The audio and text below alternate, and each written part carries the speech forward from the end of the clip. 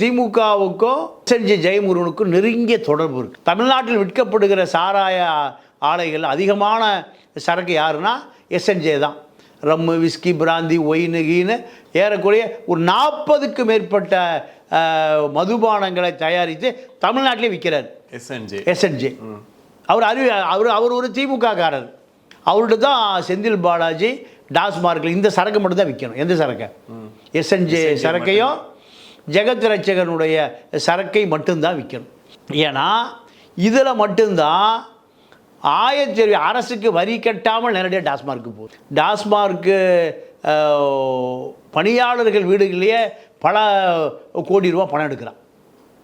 20 கோடி 30 கோடி. அப்போ எப்படின்னு கேட்டிங்கன்னா இந்த 50,000 கோடியில் 30,000 கோடி தான் சட்டபூர்வமாக நடக்குது.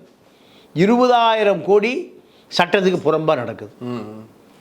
ஜெகத் ரட்சகன் சாராய ஆலை, எஸ்என்ஜே ஜெயமுருகன் சாராய ஆலை, 2 ஆலைகளில்தான் தமிழ்நாட்டில் 4850 மதுக்கடைகள் விற்கப்படுகிற சரக்கு நீங்கள் பாதிக்கு மேலே இந்த சரக்கு தான். வேறு சரக்கே இல்லை.